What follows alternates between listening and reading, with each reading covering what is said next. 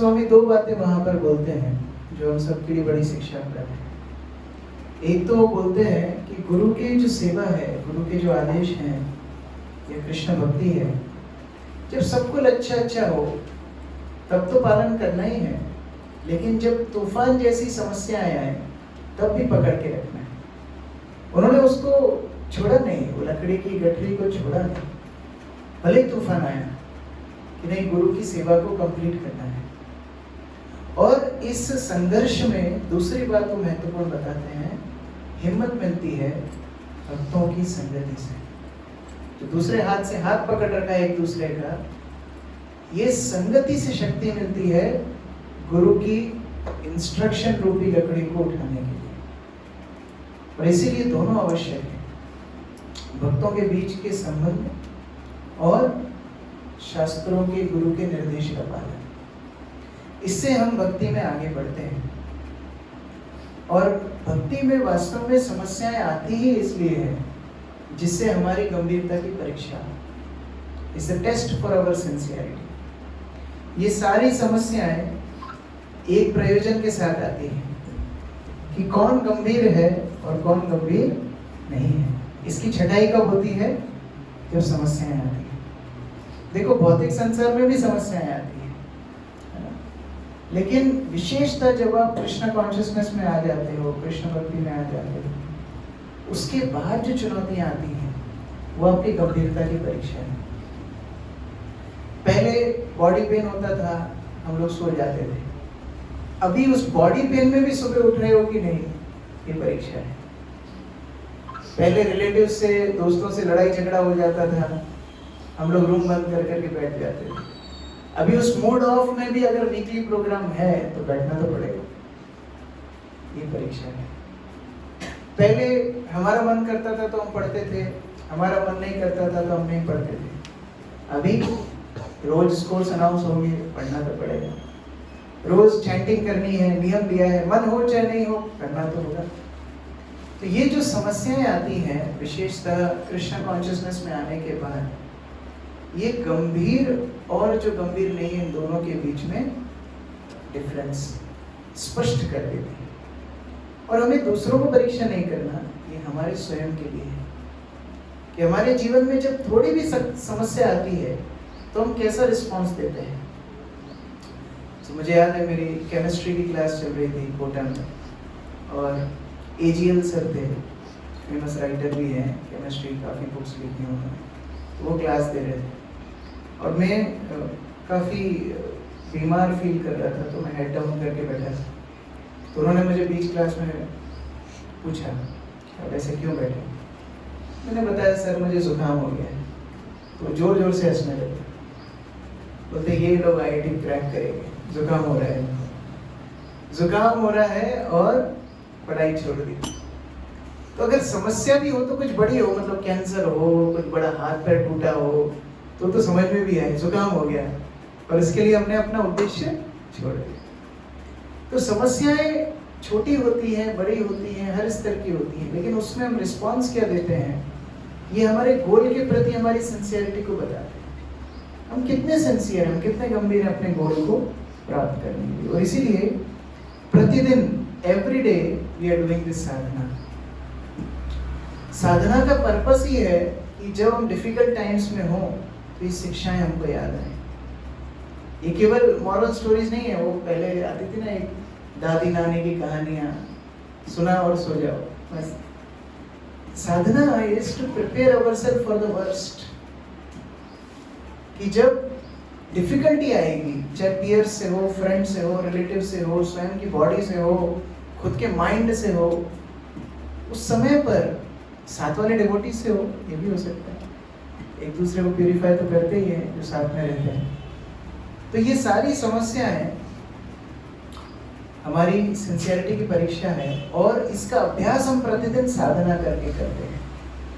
जैसे अभी भारत पाकिस्तान का थोड़ा युद्ध चल रहा है, तो वो युद्ध की तैयारी ऐसी नहीं है कि वो आज से शुरू हुई है। वो सैनिकों को प्रशिक्षण कई कई सालों से मिल रहा है, और उसके बाद जब जरूरत पड़ी, आज they are ready to fight. उसी तरह से हमारी रोज की जो साधना है वो हमें तैयार करती है ऑब्स्टिकल्स में भी कृष्ण कॉन्शियसनेस को फॉलो करने के लिए। इसलिए every day we should be sincere in our practice of Krishna consciousness, every day. दो चीजें हमेशा याद रखनी चाहिए। एक तो ये सोचना चाहिए कि भक्ति में ये मेरा पहला दिन है और ये दुनिया में मेरा आखिरी दिन है। ये दो चीजें हमेशा अपने माइंड को रिमाइंड करना चाहिए। क्या बोला मैंने? भक्ति में पहला दिन है और ये दुनिया में आखिरी दिन। आपकी साधना की क्वालिटी अपने आप अच्छी हो जाएगी, आपके इंटरेक्शंस अपने आप अच्छे हो जाएंगे। बस ये सोच लो, आज पहली दिन आप भक्ति में आए हो, पहले दिन आप डिवोटी से मिल रहे हो, क्या हाई लेवल ऑफ रिस्पेक्ट था, क्या हाई लेवल ऑफ सिंसियरिटी थी, क्या इंक्विजिटिवनेस थी, क्या उत्साह था। और ये दुनिया में आज आपका आखिरी दिन हो, ये सोचो। मतलब कल आपका फोटो टंगेगा और लोग माइक पे आपके बारे में बोलेंगे, तो क्या बोलेंगे, ये सोचो। इस तरह से अपनी साधना होनी चाहिए।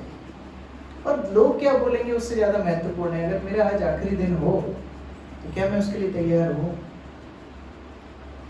ये दोनों बातें हमेशा याद रखनी चाहिए। इसलिए अभी हमने प्रहलाद महाराज का भी चरित्र आप लोगों ने सुना ही होगा, क्योंकि नरसिंह चतुर्दशी होगी अभी 2-3 दिन पहले गई।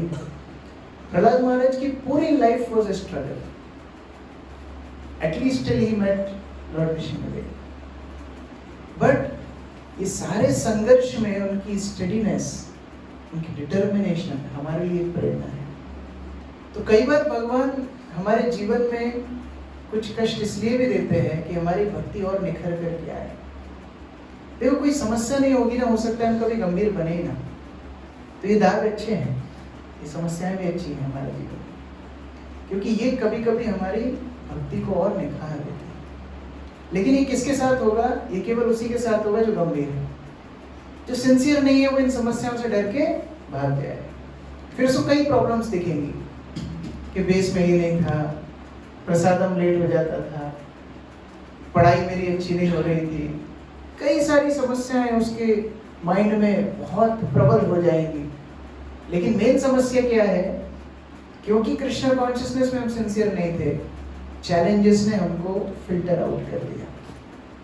It's a tough competitive exam.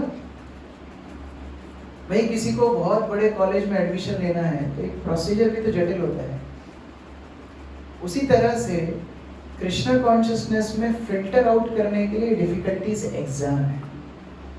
And every time we pass a test we go closer to Krishna. एक एक एग्जाम आप पार करते हो, आप कृष्ण के समीप पहुंच जाते हो। वो सामने वाला उत्तेजित कर देता है आपको बोलने के लिए, प्रभु जी यहाँ तो रिस्पॉन्स बनता ही है ना, मुक्का नहीं तो कम से कम बात तो करूंगा। लेकिन जब आप वहां सहन शक्ति दिखाते हो, you go closer to Krishna. जब टेम्पटेशंस आते हैं, वो पॉपअप आता है, वो लिंक आती है, वो मैसेज आते हैं, इट्स अ टेस्ट।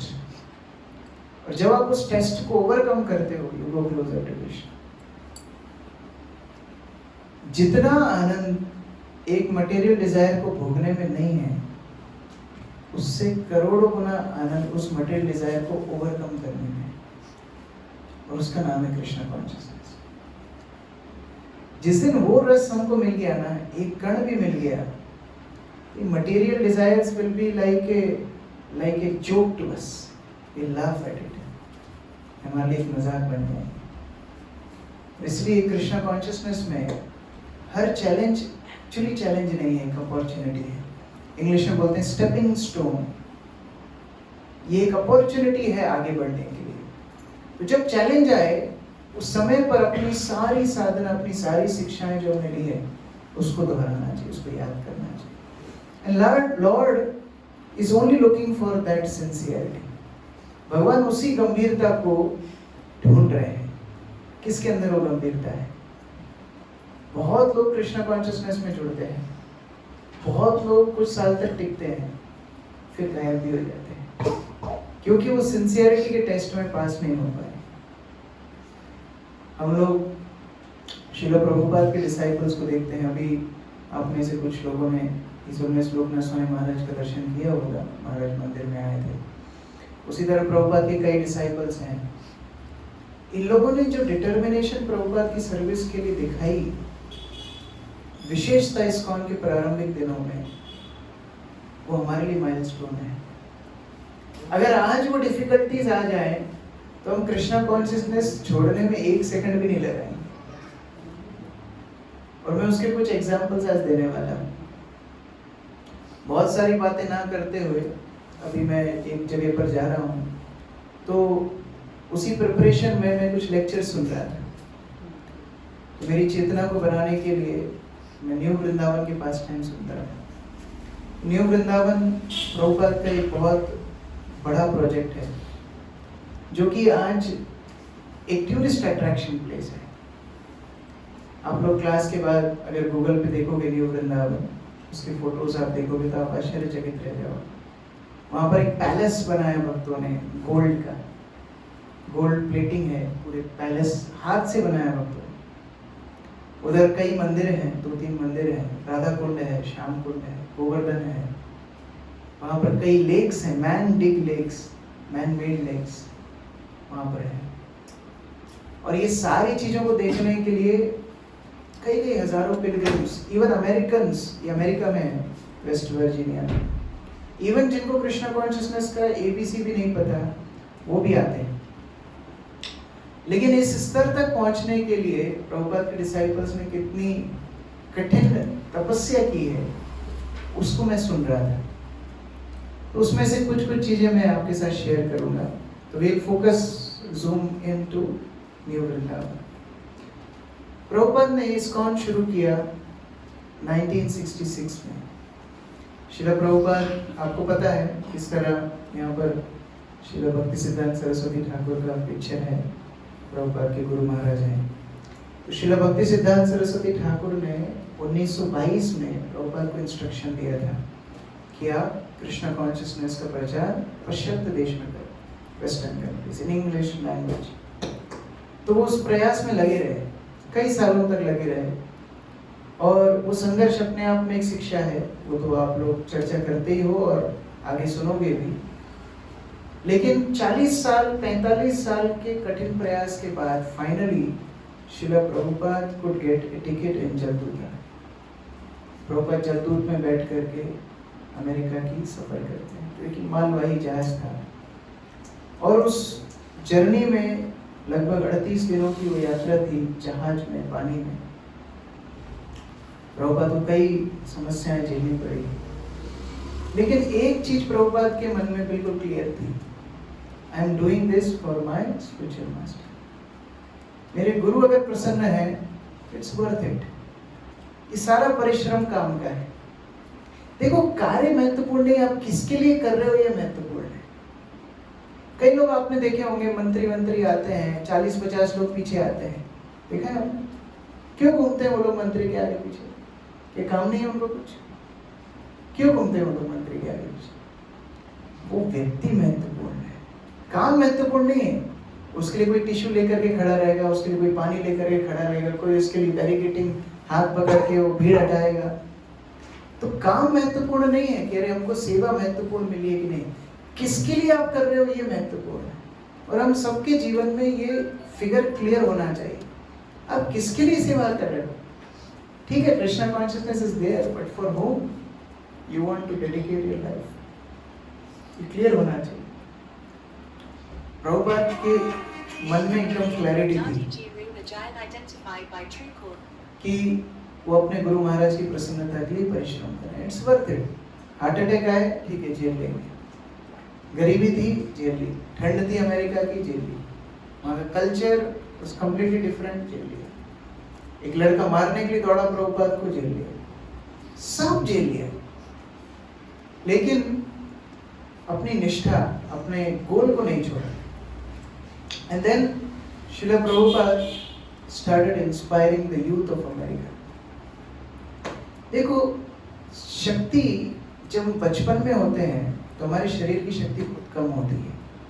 जैसे मानो अगर मैं ये 5 डॉट्स और 5 डॉट्स को कनेक्ट करूं, तो ये बहुत लीस्ट कनेक्शन है मेरे दोनों हाथों के बीच में। ये होता है बर्थ के समय आपकी सोल की जो एनर्जी है आपकी बॉडी में बहुत कम है। The connection is very slow और वेरी मीगर। फिर जैसे जैसे आप बढ़ते हो, चाइल्डहुड आता है, ये कनेक्शन बढ़ता जाता है, और यूथ में ये कनेक्शन फुल होता है। दिस इज यूथ, जहाँ आपकी soul is giving maximum energy to your body. Body तो डेड है, अभी इतना तो आप लोगों ने चर्चा कर ही लिया होगा अभी तक कि आप बॉडी नहीं हो, आप सोलो। इसमें डाउट तो नहीं ना इसमें किसी को? कोई बॉडी वाला तो नहीं बैठा है इधर? सब सोल है।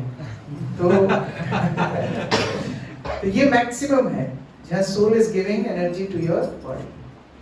और यूथ के बाद धीरे धीरे फिर ये कनेक्शन कम होता जाता है, ये ओल्ड एज है। फिर अब बॉडी में एनर्जी लीस्ट, और फिर दिस इज डेथ। तो बॉडी में एनर्जी जब रहेगी तभी मन भी एक्टिव रहेगा, तभी बुद्धि भी एक्टिव रहेगी। और इसीलिए Krishna consciousness becomes easy to accept in youth. Krishna भक्ति जिस करेज के साथ, जिस एनर्जी के साथ, जिस सरेंडर के साथ, और मैं बोलूँगा जिस इनोसेंस के साथ यूथ एक्सेप्ट कर सकते हैं, वो यूथ के बाद नहीं कर सकते। मैंने लास्ट में बोला innocence. Innocence is a very important quality for devotees. अगर डिवोटी इनोसेंट नहीं है, इनोसेंट का मतलब फूल नहीं, मूर्ख नहीं, मूर्ख की बात नहीं चल रही है। Innocent means child like. He should be ready to accept, सीखने के लिए जो आतुर हो, जो बच्चा बन के रहना चाहता, वो कृष्णा कॉन्शियसनेस को बहुत इजीली एक्सेप्ट कर लेता है। और इसलिए प्रभुपाद दे तो रहे थे हाईएस्ट फिलॉसफी, लेकिन उनकी टारगेट ऑडियंस थी youth. Preach to the youth. और वो यूथ की कई हैबिट्स भी थी। अभी इंडिया की यूथ ही आप देख लो, चर्चा मेरा करने का विषय नहीं है यहाँ पर, लेकिन अमेरिकन यूथ आप इमेजिन करो, they were having access to all possible sense gratification। हर तरह की सुविधाएं थी उनके पास डूब मरने की, करते भी थे, सारी इंद्रिय तृप्ति करते थे। Prabhupada was encouraging such youth, and so much so that कि प्रभुपाद के साथ जो यूथ जुड़े, they completely accept Krishna consciousness। Foreign religion उनके लिए, फॉरेन कल्चर, हर चीज नई। हम लोग तो बेस में आते हैं, हमारे नया क्या है? क्या कृष्ण को आप जानते नहीं थे पहले से? क्या शाकाहारी होना चाहिए आप जानते नहीं थे? क्या सुबह जल्दी उठना है जानते नहीं थे? गीता पढ़ना चाहिए क्या आपको पता नहीं है? नया क्या है आपके लिए? तिलक लगाना है हिंदू संस्कृति में, सनातन संस्कृति, आपको पता नहीं है? Everything is so natural for us. But imagine Prabhupada के साथ जो युवा युवतियां जुड़े, youth connected with Srila Prabhupada, उनके लिए सब कुछ नया था। But they liked Srila Prabhupada very much. ये जो व्यक्ति है ना, इसके लिए हम सब कुछ करने के लिए तैयार है। ये जेन्युइन व्यक्ति है, ये जो बोल रहा है ये हमारा वेलविशर है। इसलिए प्रभुपाद जब लेटर साइन करते थे, लास्ट में लिखते थे योर एवर वेलविशर। वेलविशर तो बहुत हो सकते हैं। कोई कॉलेज में ड्रग सप्लाई करता है, वो भी वेलविशर ही है ना। कोई गंदी वीडियोस की लिंक भेज दे, आउट कर दी देखने में, वो भी वेलविशर है। लेकिन एवर वेलविशर, जो हमेशा वेलविशर हो, जो वास्तव में हमको अपने लक्ष्य तक पहुंचाने के लिए ईगर हो, कंपैशनेट हो, ये एवर वेलविशर नहीं मिलते हैं। They very very rare. Prabhupada was ever well-wisher. तो श्रील प्रभुपाद के साथ ये यूथ इतने इंटीमेटली कनेक्टेड हो गए, प्रभुपाद इनको जो आदेश देते थे वो पालन करते थे। 1966, after 1 year of being in America, less than a year actually, Prabhupada started ISKCON, International Society for Krishna Consciousness। और आज हम लोग देखते हैं ISKCON के मंदिर इतने बड़े बड़े हैं, और वो देख के ऐसा लगता है कि अरे ये तो बड़ी अमीर संस्था है। प्रभुपाद ने कैसे शुरू किया? ये अपने अपने के ध्यान से। No money. And when I say no money means really no money। Prabhupada के पास कोई अकाउंट भी नहीं था। No money। He was begging in the streets। Books लेकर के जाते थे भागवतम, लोगों से बेग करते थे, वो पैसे ला करके संडे प्रोग्राम करते थे। और ये जो यूथ अटेंड करने आते थे उनको फर्क भी नहीं पड़ता था कहाँ से पैसा आ रहा है, कहाँ से साधु खिला रहा है हमको। They don't know। Many a times we get things we don't know how they are coming to us। भक्त बहुत कठिन परिश्रम करते हैं, हमको एक यात्रा ले जाने के लिए कितना आयोजन लगता है, कितना उसमें लक्ष्मी लगता है, we don't know background story. Prasadam जो हमको रोज मिल रहा है, we don't know background story. Prabhupada ये सब कर रहे थे उन युवाओं के। क्या स्वार्थ था प्रभुपाद का? स्वार्थ था श्रील भक्ति सिद्धांत सरस्वती ठाकुर का pleasure. He was not doing for youth, he was doing for his Guru Maharaj. That was the impetus. वो शक्ति थी जिससे वो आगे बढ़े। और फिर उन्होंने कई युवाओं को प्रेरित किया कि आप अलग अलग जगह जाकर के केंद्र खोलो। न्यूयॉर्क में तो हुआ ही है, अलग अलग जगह जाकर के केंद्र खोलो। उसी बीच में श्रील प्रभुपाद अपने परपर्ट्स में लिखते हैं कि कृष्णा कॉन्शियसनेस प्रैक्टिस करने के लिए एक एग्जाम्पलरी सोसाइटी दुनिया के पास होना चाहिए। भाई आज हम लोग सीख रहे हैं बहुत कुछ, कृष्ण को उद्देश्य करके सारे कार्य हो, Krishna should be centre of our life, but is there any community who is teaching us? ऐसी कोई कम्युनिटी है जहाँ पर सारे लोग ही कृष्णा कॉन्शियस हो, सारी एक्टिविटीज ही कृष्णा कॉन्शियस हो, जिस कम्युनिटी का केंद्र ही भगवान हो? तो Prabhupada was talking about it. Prabhupada अपने भक्तों से वो चर्चा कर रहे थे, कोई तो इसको ले आगे बढ़ाए इस उद्देश्य को। तो दो भक्त इसको इतना सीरियसली लिए। Prabhupada was in San Francisco और प्रभुपाद ने अपने भक्तों को बोला कि एक बड़ी लैंड हमारी अगर हो तो वो लैंड पर हम कैसे कृष्णा कॉन्शियस जीवन शैली होना चाहिए ये शिक्षा देंगे। कैसे लोग गाय पालना सीखें, कैसे लोग कृषि करना सीखें, अपना आत्मनिर्भर सोसाइटी बनाएं। अभी ये सब जो शब्द मैं बोल रहा हूँ आज इंडिया में भी क्या पॉसिबल है? मान लो आप लोग हो 20, 30, 50 जितने भक्तों, आपको ले जा करके फार्म पे छोड़ दिया जाए, आत्मनिर्भर बनो। अभी सबसे पहले आपका फोन ले लिया जाए, पहली आत्मनिर्भरता तो वहीं खत्म हो जाएगी। अपनी बिजली बनाओ, अपनी अनाज उगाओ, अपने कपड़े बुनो। It's not easy. ये भक्तों ने स्वीकार कर लिया। अमेरिकन यूथ, ज्यादा उम्र भी नहीं है, 25 साल, 20 साल, 21 साल, और 2 लड़के निकल गए ढूंढने के लिए। चलो प्रभुपाद को लैंड चाहिए, लैंड लेंगे हम। अभी आप में से किसने लैंड परचेज की है? किसी ने की है लैंड परचेज? कहाँ से करोगे? लैंड परचेज करने के लिए पैसा चाहिए खुद का। अभी ये लड़कों के पास कुछ नहीं है, ये लैंड खरीदने निकले। और कितनी लैंड चाहिए? कम से कम 100 एकड़ से ज्यादा लैंड चाहिए। 100 एकड़ मतलब 200 बीघा, 200 बीघा से ज्यादा लैंड चाहिए। अभी ये ढूंढने के लिए गए 100-150 बीघा लगभग। ये लोग ढूंढ रहे, ढूंढते इनको एक अखबार में एडवर्टीजमेंट मिला कि वेस्ट वर्जीनिया में जंगल के बीच में, पिट्सबर्ग से 1 घंटा दूर और मेन रोड से 3-4 मील अंदर, जहाँ रोड नहीं है, 120-130 एकड़ की जमीन है। वो लीज पे देने के लिए मालिक तैयार है 99 साल के लिए, और उसकी रेट रहेगी $99। $99 में 99 साल के लिए लीज पे लैंड मिल रही है।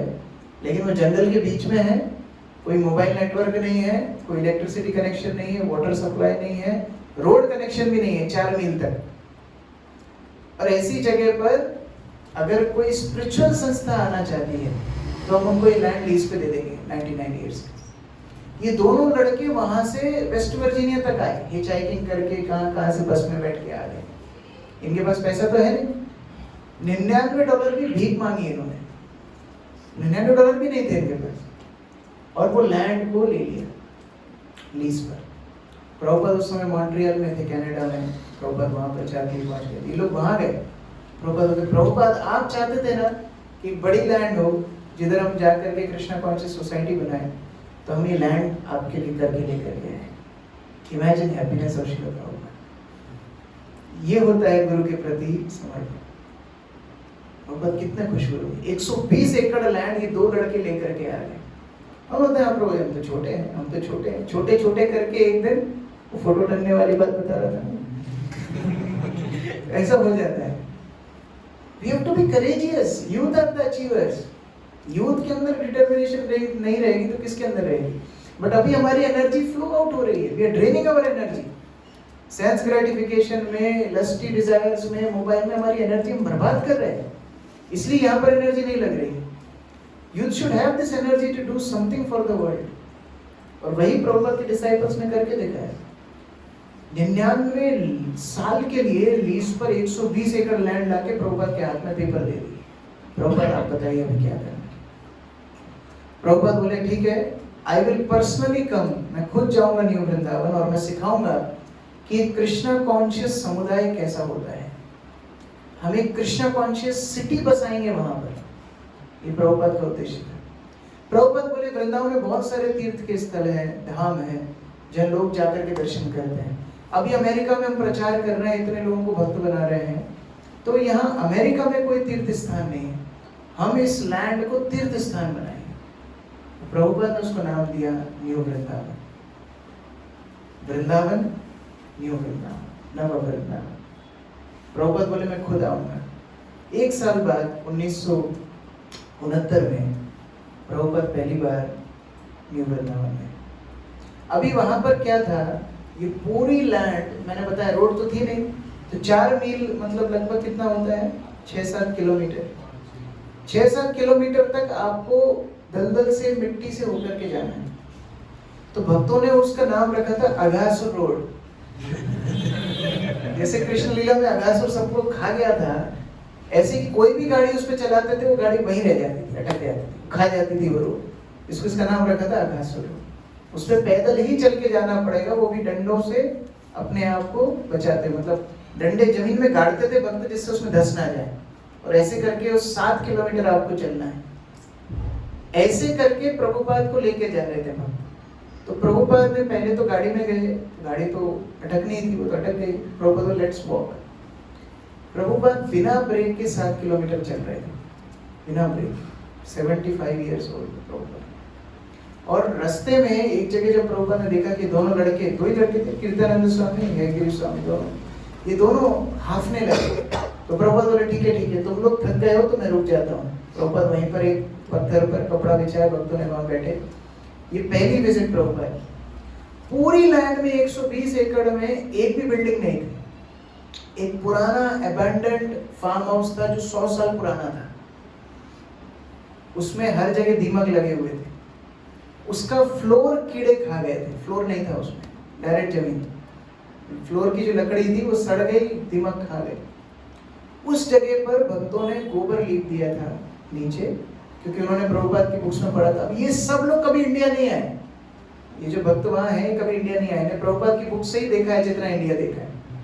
और उस टाइम पे कोई यूट्यूब नहीं था, how to fix the floor enter, ऐसा कुछ नहीं था। प्रभुपाद की बुक्स में उन्होंने पढ़ा गोबर पवित्र होता है। तो एक गाय वहां पर रहती थी, उस नाम था कालिया। वो काली गाय थी, एक आंख की। तो वो गाय का गोबर लेकर के आए और पूरे रूम में, ये रूम से थोड़ा बड़ा रूम था, उसको लीप दिया। प्रभुपाद उस बिल्डिंग में एंटर किए। वेरी नाइस, दिस इज वैदिक कल्चर। प्रभुपाद वो घर को नहीं देख रहे थे, वो दीमकों को नहीं देख रहे थे, वो बिना फ्लोर की बिल्डिंग को नहीं देख रहे थे। प्रभुपाद देख रहे थे कितनी सिंसियरिटी मेरे डिसाइपल्स के अंदर है। प्रभुपाद अपना सूटकेस रखा, टेबल जमाई। प्रभुपाद के साथ उस समय राधा कृष्ण लेडीज रहती थी, प्रभुपाद ने लेडीज जमाई। प्रभुपाद बैठ गए, I want to stay here. Prabhupada उन 2-3 भक्तों को सुबह और शाम रोज क्लास देते थे, सुबह भी क्लास, शाम को भी क्लास। प्रभुपाद बोलते थे ये लोग मेरे लिए इतना कर रहे हैं, मैं इनके लिए कैसे नहीं करूँगा। 2-3 लोगों के लिए प्रभुपाद सुबह शाम क्लास देते थे। पास ही में एक पेड़ था, पेड़ के नीचे प्रभुपाद बैठते और अपने डिसाइपल्स को लेटर हाथ से लिख के देते थे, क्योंकि वहाँ इलेक्ट्रिसिटी नहीं थी, टाइपराइटर काम नहीं कर रहे, हाथ से लेटर्स का रिप्लाई करते थे। और वो कालिया गाय का दूध पीते थे प्रभुपाद रोज, सुबह दोपहर शाम। कारण पता है क्या था, वहां पर खाने के लिए कुछ नहीं था। सुबह दोपहर शाम प्रभुपाद दूध पीते थे और भक्तों को बड़ा बुरा लगा, बोले प्रभुपाद हमारे पास खाने के लिए कुछ नहीं है। प्रभुपाद नहीं, ये दूध इतना अच्छा है कि मेरे 65 साल में मैंने ऐसा दूध नहीं पिया, इतना अच्छा दूध है। प्रभुपाद उनको एनकरेज कर रहे हैं। भक्त लोग उनको दूध पिलाते थे। फिर वहां पर एक पास में ही एक वीड उगता था। वीड मतलब समझते हो ना, खरपतवार। उसका नाम था पोकवीड। तो ये पोकवीड वहां इतना उगता था, तो एक भक्त ने बोला हम कुछ खिला नहीं पा रहे हैं प्रभुपाद को, तो उसने बोला ये वीड मैं खा के देखता हूँ, यदि मर गया तो कोई बात नहीं, लेकिन अगर मैं जिंदा रह गया मतलब ये हो जाएगा क्लियर कि इसको खा सकते हैं। आप डेडिकेशन देखो, मैं ये सारी स्टोरीज आपको सुना रहा हूँ क्योंकि हमारे अंदर डेडिकेशन ऐसे नहीं आएगा, ये डिवोटीज की लाइफ सुन के ही आएगा। तो एक डिवोटी ने वो पोकवीड खाया और अच्छा क्वांटिटी खाया और वो जिंदा बचा। उसने बोला हाँ ये वीड एडिबल है। तो फिर वो पोकवीड के पकौड़े, पोकवीड की चटनी, पोकवीड की सब्जी, पोकवीड का पराठा, पोकवीड का ही सारा सामान बनता था। और प्रभुपाद 1 महीने तक वहां पर वही एक पोकवीड खाए। 1 month प्रभुपाद स्टेड देयर। और 2-4 भक्तों को इंस्पिरेशन देते। प्रभुपाद उनको बताते हैं दिस इज कृष्णा कॉन्शियसनेस, कि एक सिंपल जीवन जिया जाए जहाँ कृष्ण केंद्र में हो। भौतिक सुविधाएं हमको आनंद नहीं दे सकती, ये समझने में करोड़ों जीवन लग गए हमको। इसलिए आज हम कृष्ण कॉन्शियसनेस में आए हैं। आज आप यहाँ बैठे हो, इसका मतलब करोड़ों जीवन आप भटक के आए हो, सब करके आए हो आप, उसके बाद आप यहाँ आए। पर अभी भी अगर ये समझ में नहीं आ रहा है कि Krishna consciousness can give us real happiness, we are biggest fools. Srila Prabhupada 1 महीने तक रहे। टॉयलेट्स का तो सवाल ही नहीं, टॉयलेट्स तो 3 है, तो वही वन में जाना है, वहीं पर नेचर कॉल करना है नेचर में। और क्योंकि वहां प्रभुपाद रह रहे थे, भक्त लोग बहुत दूर जाते थे। अब सोचो आपको क्लियरिंग टॉयलेट का प्रॉब्लम होता है ना बेस में, एक टॉयलेट है प्रभु जी, वो लोग कई मील चल करके जाते थे जिससे प्रभुपाद को असुविधा ना, वहां पर जाके अपने नेचर कॉल करते थे। कुकिंग के लिए गैस नहीं थी, तो जितनी कुकिंग करनी है वो लकड़ी से करनी है। अभी हम कृष्ण और सुदामा की चर्चा कर रहे थे, तो ये भक्त लोग जाते थे फॉरेस्ट में, वैसे ही सूखी लकड़ियां इकट्ठी करके लाते थे कुकिंग करने। 1 महीना प्रभुपाद वहां पर रहे। प्रभुपाद ने उस समय भक्तों को विजन दिया। अच्छा, क्योंकि प्रभुपाद वहां पर 1 महीने तक रहे तो ये खबर फैल गई, तो कई भक्त आ गए संगति लेने के लिए प्रभुपाद की। तो कई भक्त वहां पर रहने लगे। उस टाइम समर सीजन भी चल रहा था, तब तक इतना कुछ दिक्कत नहीं आई, सब लोग रहने लगे। प्रभुपाद वहां पर विजन देते हैं भक्तों को, बोले यहाँ पर क्योंकि हमने नाम दिया नव वृंदावन, हम यहाँ पर 7 वृंदावन के प्रमुख मंदिर बनाएंगे। यहाँ रूप गोस्वामी के राधा गोविंद मंदिर होगा, यहाँ सनातन गोस्वामी का राधा मदन मोहन मंदिर होगा, यहाँ लोकनाथ गोस्वामी का राधा गोकुलानंद मंदिर होगा, यहाँ गोपाल भट्ट गोस्वामी का राधा रमन मंदिर होगा, यहाँ पर मधु पंडित गोस्वामी का राधा गोपीनाथ मंदिर होगा, रघुनाथ दास गोस्वामी का राधा गिरधारी मंदिर होगा। 7 मंदिरों की लिस्ट प्रभुपाद ने दी कि यहाँ पर हम 7 मंदिर बनाएंगे। डिवोटीज सोच रहे थे ये खंडर में बैठ के 100 साल पुराना अबैंडन्ड हाउस, मतलब भूतिया घर, उसमें बैठ के प्रभुपाद विजन क्या दे रहे हैं, हम वृंदावन के 7 मंदिर यहाँ पर बनाएंगे, जिस जगह पे इलेक्ट्रिसिटी नहीं है, पानी नहीं है, गैस नहीं है, कुछ नहीं है। भक्त लोग बड़े इंस्पायर्ड थे। प्रभुपाद बोलते हैं सारी दुनिया में हम कृष्णा कॉन्शियसनेस क्या है ये प्रचार करें अपनी किताबों से, लेकिन पूरी दुनिया से लोग न्यू वृंदावन आएंगे ये देखने के लिए कि कृष्णा कॉन्शियसनेस होती क्या है। तो आप लोग ऐसे एग्जाम्पलरी यहाँ पर वातावरण बनाना। प्रभुपाद बोलते हैं यहाँ पर हम गुरुकुल बनाएंगे, यहाँ पर बहुत सारे बच्चे शिक्षा प्राप्त करेंगे, वो जाकर के पूरी दुनिया में प्रचार करेंगे। ये सारे विजन्स प्रभुपाद देते जा रहे हैं और भक्त लोग बड़े उत्साही हैं। प्रभुपाद वहां से चले गए, आधे तो प्रभुपाद के साथ ही चले गए। अब धीरे धीरे ठंड का मौसम आया। अब अमेरिका की ठंड में बर्फ गिरती है और न्यू वृंदावन जंगल के बीच में था। जंगल के बीच में जब बर्फ गिरना शुरू हुई और हवा के झोंके चलना शुरू हुए, बहुत सारे भक्त वृंदावन छोड़ के चले गए। अभी वहां पर फिर कुछ हैंडफुल 5-7 भक्त रह रहे थे, वो लोग सेवा करते थे और केवल पानी का स्रोत था एक छोटा सा पानी का झरना जो कि 3-4 मील दूर था। जिस स्थान पे एक पहाड़ी के ऊपर ही भक्त रहते थे उस पुराने घर में, उससे 3-4 मील दूर एक ही झरना था जो पानी का स्रोत था। उसका नाम भक्तों ने रखा था केशी घाट। वहां पर चल के जाते थे भक्त और वहां पर से पानी लेकर के नहाते थे, उसी पानी को भर के लाते थे, खाना इत्यादि जो भी रसोई में लगेगा वही पानी इस्तेमाल हो, तो वो भी ठंड में जम जाता था। तो भक्त लोग उधर जाते थे, वो जमे हुए पानी को फोड़ते थे और वो बर्फ को फोड़ करके स्नान करते थे। कृष्णा कॉन्शियसनेस के लिए ये तपस्या करनी पड़ती है, उनका नहाना। तो बाद में एक जितनी ऑस्टेरिटीज है वो तो मैं बताऊंगा। एक समस्या हुई कि वहां पर जब भक्त लोग इतनी ऑस्टेरिटीज का जीवन जी रहे थे, वो पोक वीट खाते थे, तो मैंने वीट बताया आपको, वो पानी को फोड़ करके नहाते थे, और 8 बजे नहीं, सुबह 3 बजे। उनके पास टॉर्च लाइट्स भी नहीं थी, पिच डार्क अंधेरे में बर्फ में चल करके जाते थे, उस पानी को फोड़ते थे, उससे नहाते थे। कई भक्तों को ब्लिस्टर्स पड़ गए थे। देखो, जैसे हम आग से जलते हैं तो रैशेस पड़ जाते हैं, उसी तरह ज्यादा बर्फ में रहने से भी रैशेस पड़ जाते हैं, खाल फट जाती है। भक्तों की खाल फट गई थी, खून निकलता था, फिर भी वो रोज करते थे। उसी बीच में कोई भक्त आए, सीनियर डिवोटीज, और वो लोग बोलते हैं कि एक्चुअली आप लोग जितने भी भक्त हो, आपने प्रभुपाद को इतना परेशान किया, इतना अपराध किया कि प्रभुपाद अब इंडिया चले गए, कभी वापस नहीं आएंगे। अब सोचो, मैंने शुरू में बताया भक्ति में प्रेरणा मिलती है अगर हम एक व्यक्ति के लिए सब कुछ करते हैं। अब ये सारे भक्त इतनी ऑस्टेरिटीज किसके लिए कर रहे थे? प्रभुपाद के लिए। और यहाँ पर आके कोई बोल रहा है कि आप सब ने प्रभुपाद को पहचाना नहीं, इसलिए प्रभुपाद हमेशा हमेशा के लिए इंडिया चले गए, अभी कभी वापस यहाँ नहीं आएंगे। उन भक्तों का दिल टूट गया, ब्रोक देयर हार्ट्स। बोले आप पहचान नहीं पाए, एक्चुअली प्रभुपाद कृष्ण थे, आपको समझ में नहीं आया, और इस कारण से प्रभुपाद नाराज होकर चले गए। अब ये बनी बनाई बात थी, लेकिन वो भक्त इतना कटे हुए थे दुनिया से, वहाँ सेलफोन्स नहीं थे, न्यूज़पेपर नहीं था, कोई आता जाता नहीं था, आएगा जाएगा कैसे, वो तो अगासुर रोड बीच में है।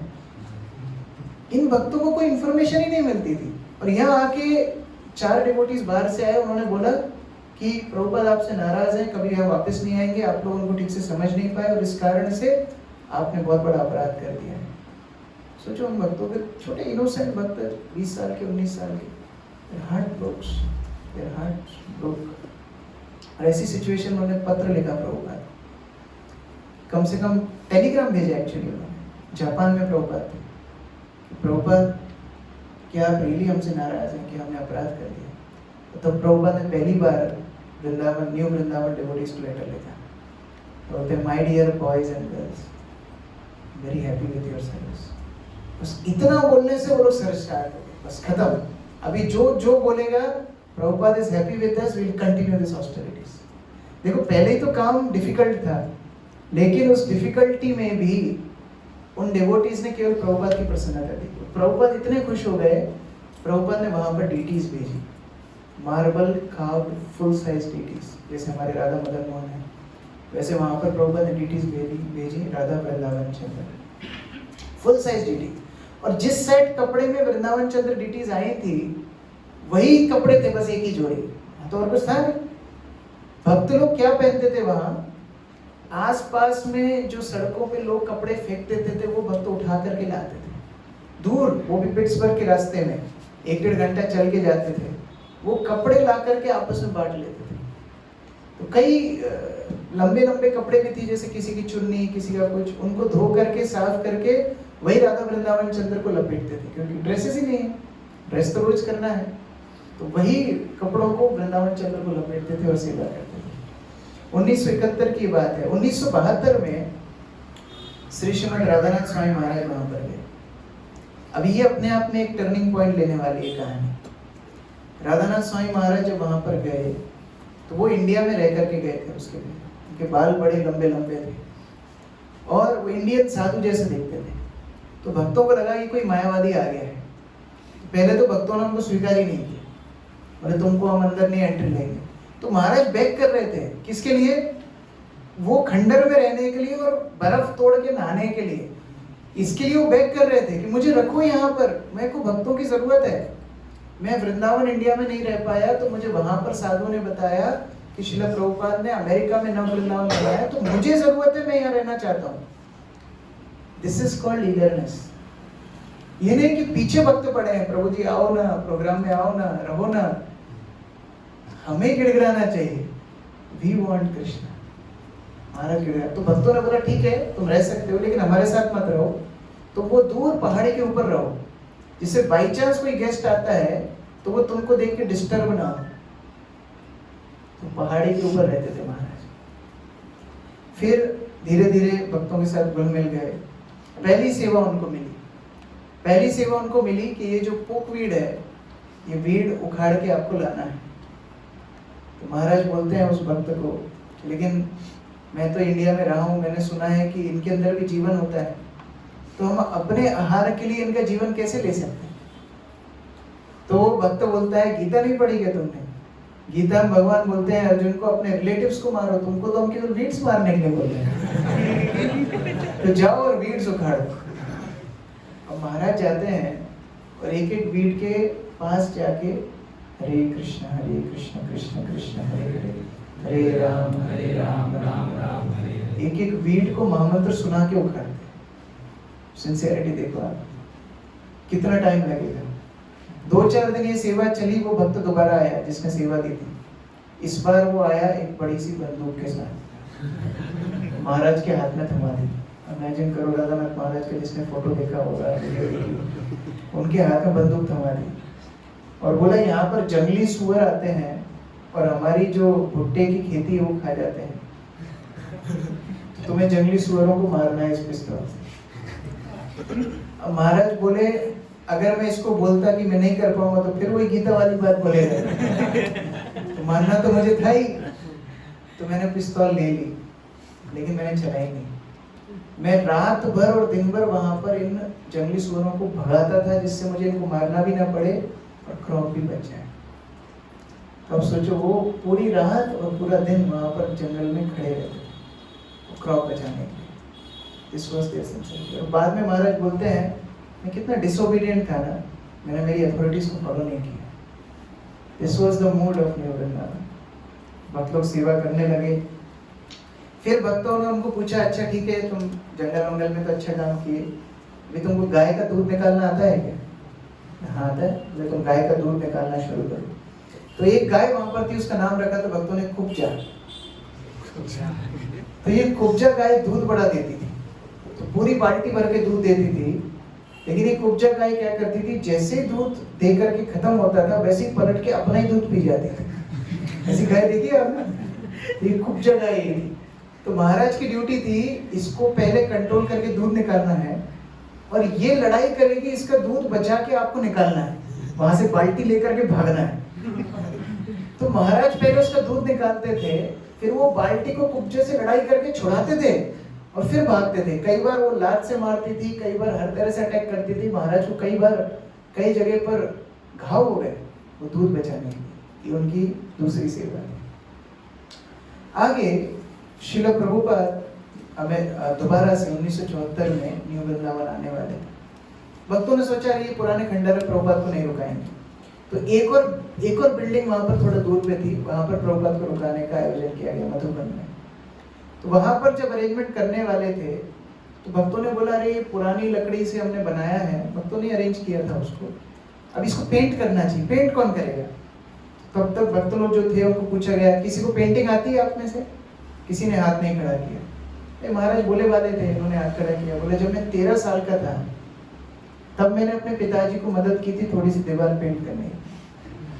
तो वहां के लीडर बोलते yes you are the right person, you are the incharge, painting incharge. और उनके हाथ में एक छोटा सा चाकू दिया, बोले ये चाकू से पुराना पूरा पेंट खोद करके निकालो अंदर बाहर, फिर नया पेंट करो। कई दिनों तक वे सेवा करते हैं। आगे 2 भक्त साथ में रहते थे, राधानाथ महाराज, श्रीधर प्रभु।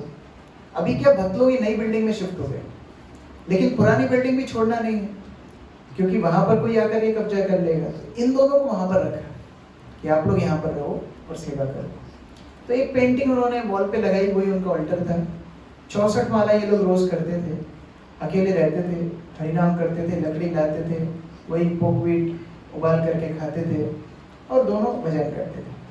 गाय भी थी, वहां पर सेवा करते थे। एक इनको बैल दिया गया, महाराज को एक बैल दिया गया, उसका नाम था ऋषभ। और ये बैल का काम था कि जब ये लकड़ियां तोड़ के लाओगे तो उठा तो पाओगे नहीं, क्योंकि कई मीलों चलना पड़ता था।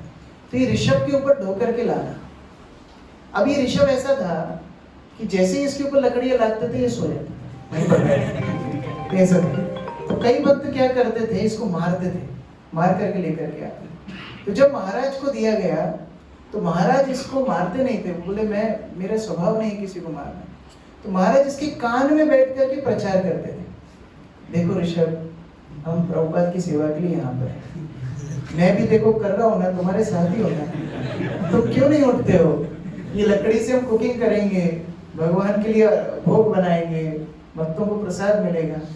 ऐसा 1, 2, 3 घंटे भी कभी कभी बैठ के उसको प्रीचिंग करते थे। महाराज बताते हैं वो बैल को मेरे ऊपर दया आ जाती थी और बेचारा उठ के चलने लगता। तो कई दिन इस तरह से काम चला। मैं बहुत सारी चीजें स्किप कर रहा हूँ।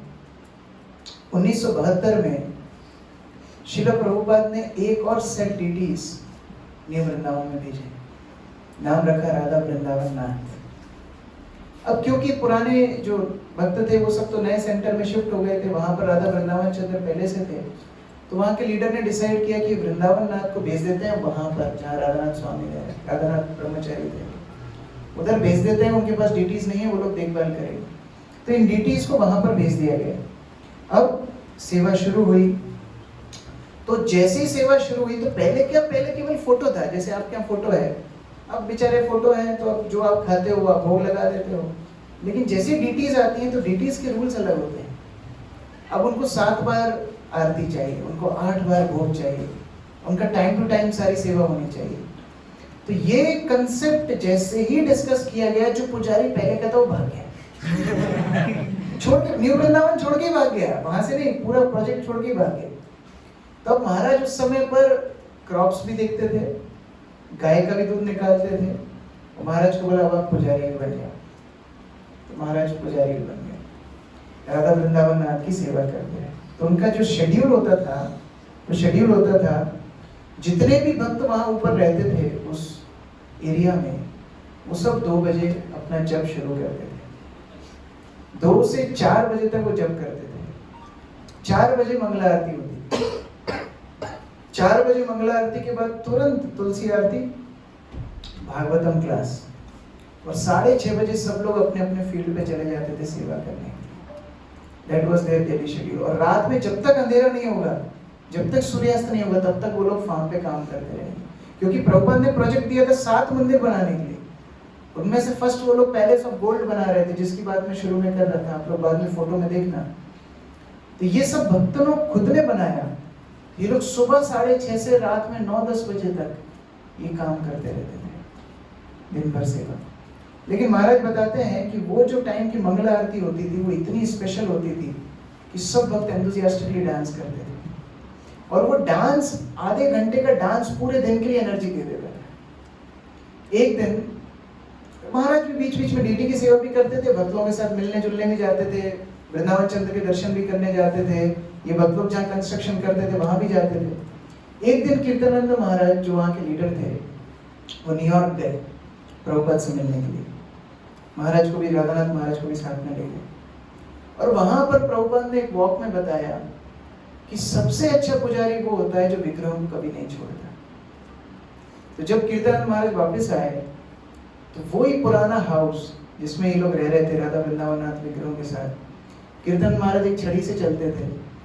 तो वो छड़ी से एक लक्ष्मण रेखा बांधते हैं और बोलते हैं, राधानाथ ये रेखा के बाहर तुमको जीवन भर नहीं आना, यहीं पर जियो, यहीं पर मर जाओ। ये प्रभुपाद की प्रसन्नता के लिए। और वो मान गए, वहीं पर रहे। मैं सारी लीलाएं केवल मनोरंजन के लिए नहीं सुना रहा हूँ, मैं आपको ये बताना चाह रहा हूँ कितना डेडिकेशन इन भक्तों का होगा। हम प्रॉब्लम्स की बात कर रहे थे, ये सब सुन के लग रहा है हमारी लाइफ में कुछ प्रॉब्लम है। जब तक हम इन आचार्यों के संघर्ष को नहीं स्मरण करेंगे, हमको लगेगा हम बहुत बड़ा महान काम कर रहे हैं।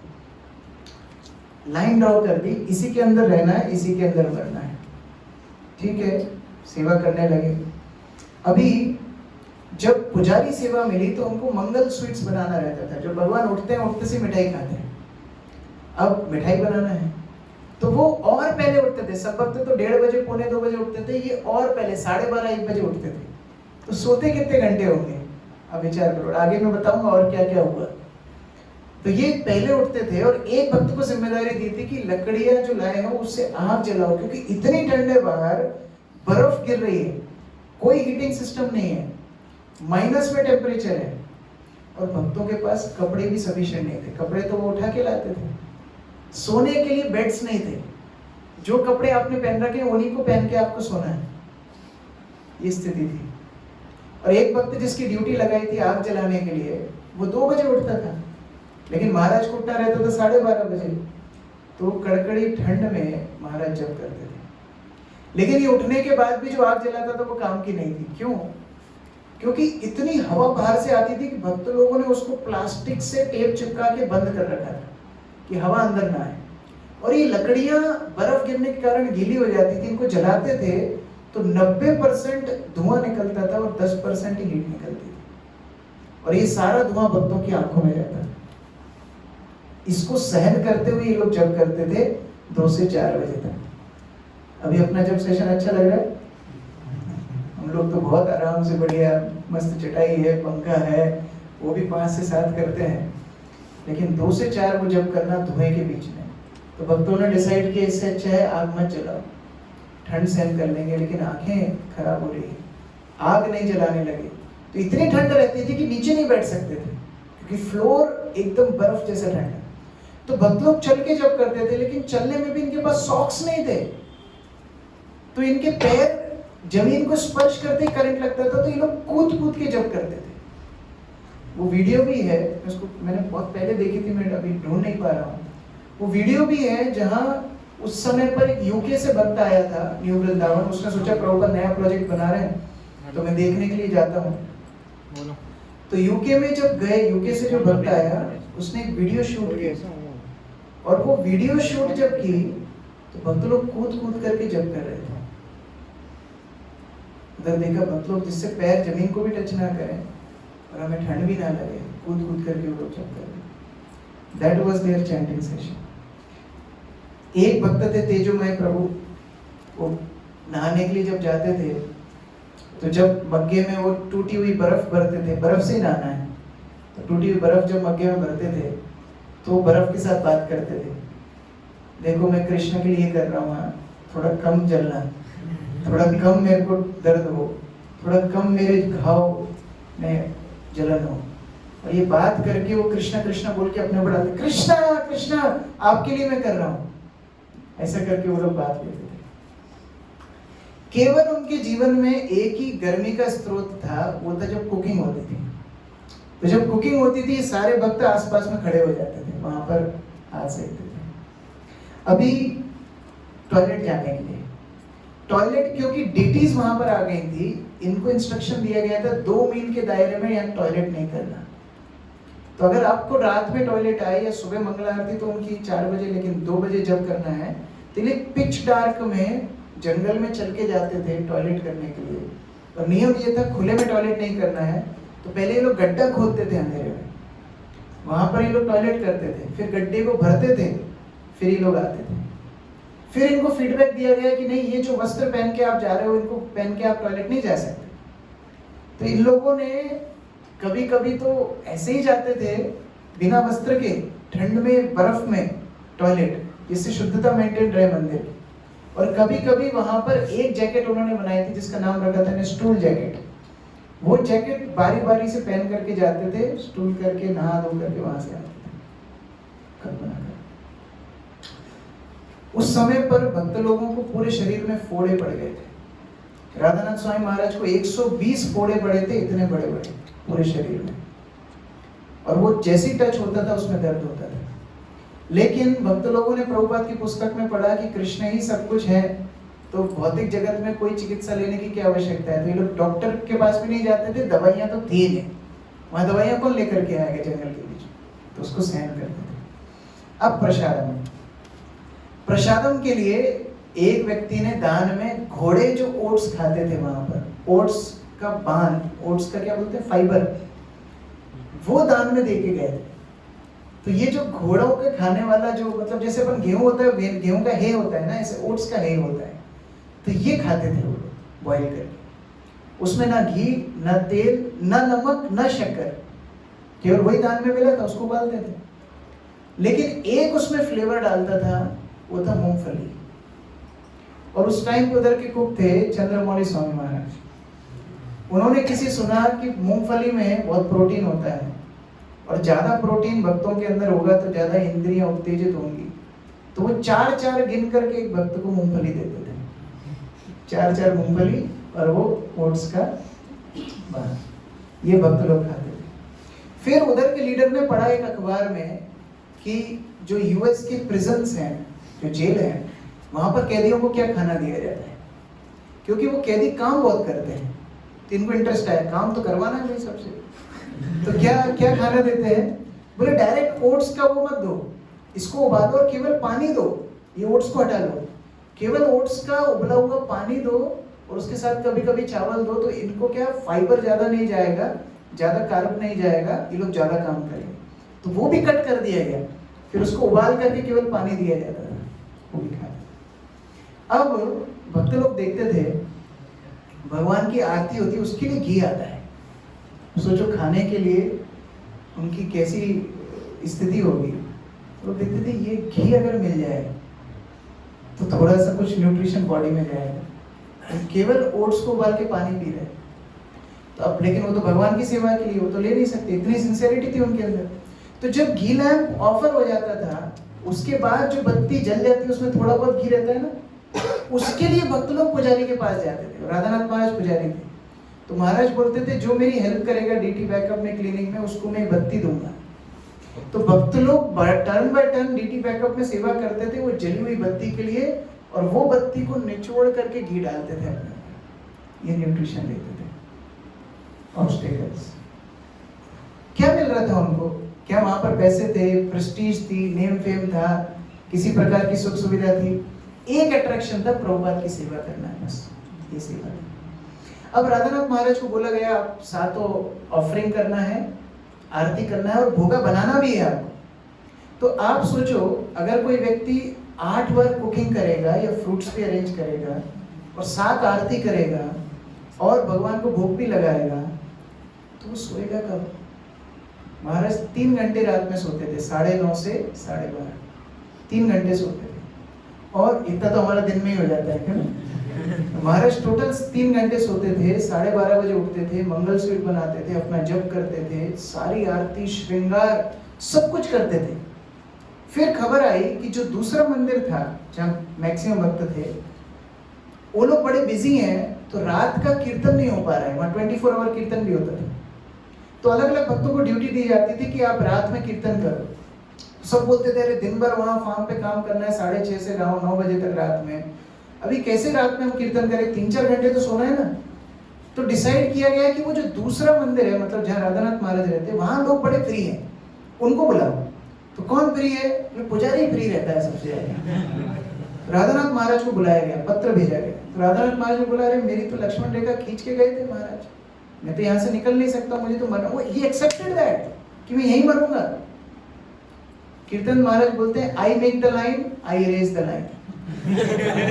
मैं बुला रहा हूँ, आ जाओ, सरेंडर। देखो आ गए। महाराज बोलते हैं देखो रात में यहाँ कीर्तन नहीं हो पा रहा है, तो 3 घंटे कीर्तन की ड्यूटी मैं आपको दूंगा, 9:30 से 12:30, और मेक श्योर आप वहाँ डीटीज को रेस्ट करके आओ और टाइम पे वहाँ मेकअप के लिए पहुंच जाना, और यहाँ 3 घंटे रोज रात में कीर्तन करना, ये ड्यूटी थी। किसी ने ये नहीं पूछा आप सोओगे कब। महाराज पूरा दिन वहाँ ड्यूटीज की सेवा करते, गाय का दूध भी निकालते, ऑफरिंग्स भी बनाते, आरती भी करते, और रात में 3 घंटे कीर्तन करने के लिए वहाँ जाता। मैंने बताया वहाँ पर कोई टॉर्च लाइट्स नहीं थी, पिच डार्क में ऐसे वहाँ पर जंगल में कई रकून्स, कई रैट्स, कई स्नेक्स, स्कॉर्पियंस, ये सारे थे। इनके बीच में से निकलते थे भगवान का नाम लेके, वहाँ टाइम पे पहुँचना, आरती करना, कीर्तन करना 3 घंटे और वापस आना। अब आप पूछोगे सोते कब थे? तो जब भगवान को ऑफरिंग रखते थे, वो ऑफरिंग रखने के बाद 5 मिनट जब ऑल्टर बंद होता है, वो 5 मिनट का उनका सोने का गैप होता था। इस तरह 6 ऑफरिंग, 5-5, 7-7 मिनट रेस्ट, एक टोटल उनके दिन का रेस्ट। एक बार वो रात में कीर्तन करने के लिए जा रहे थे 9:30-10 बजे, complete dark, pitch dark, you can't see your own hand, इतना अंधेरा था। इसमें 4-5 लोग जो वहाँ रकून शॉट करने के लिए आए थे बाहर से, वहाँ हंटिंग करने के लिए लोग निकलते बंदूक लेकर के, अमेरिका में बहुत कॉमन है। तो रकून्स को शॉट करने के लिए लोग गए थे, उनको लगा ये रकून है और इनको शॉट करने वाले थे। तब टॉर्च पड़ी तो लगा नहीं ये रकून से थोड़ा बड़ा है, तो उन्होंने उनको घेर लिया, उनकी धोती निकालने लगे, उनके कपड़े खींचने लगे, उनको बुली करने लगे, हर तरह से हैरेस करने लगे। बोलते इसको मार भी देंगे तो क्या जाएगा, क्योंकि पता नहीं पड़ेगा, हरे कृष्ण वाले तो वैसे ही कटे हुए हैं दुनिया से। इमेजिन करो टेरर। ये 5-7 लोग टॉर्च महाराज के मुंह पे डाले हुए थे और आपस में बात कर रहे थे, मार देते हैं इसको, अच्छा है आज एक नया शिकार करने के लिए मिला। और फिर बोले चलो आज छोड़ देते हैं, दोबारा आएंगे, तेरे को मार के जाएंगे एक दिन। क्या उस रास्ते से आप दोबारा जाओगे? महाराज कंटिन्यूड हिज सर्विस और वो वापस आए। महाराज जब कीर्तन कर रहे थे, वो दूसरे मंदिर में भक्त सो गए थे सब, तो एक बल्ब भक्तों ने कहा देखो कीर्तन चलेगा तो बाहर चलेगा, हमको सोने को चाहिए, 3 घंटे नींद, उनकी भी गलती नहीं, उनको भी सोना है, तो कीर्तन बाहर करो तुम बैठ के। तो वो बर्फ चल रही है, पानी फुव्वारा जो भी है, वो बाहर बैठ के कीर्तन करते थे और एक ऐसा पाइप निकाला था, उस पर एक बल्ब लटका हुआ था, वो बल्ब के नीचे बैठ के महाराज कीर्तन करते। तो एक दिन वो लोग आए और जानबूझ के उस बल्ब को शॉट किया बंदूक से, वो कांच महाराज के सिर पे गिरा और हंसने लगे वो लोग, फिर दोबारा आएंगे। Still continued his service, Prabhupada की प्रसन्नता। इस तरह से उनकी सेवाएं चलती रही। अभी 1975 में वहां पर ऑल्टर आया और एक बहुत बड़ी घटना हुई। मैं ये घटना भी बताऊंगा, बहुत सारी चीजें आई एम स्किपिंग। कुछ डाकू न्यू वृंदावन में घुस गए और उन्होंने भगवान की डीटीज का श्रृंगार हो रहा था, उसी समय पर भक्तों को शूट करना शुरू कर दिया।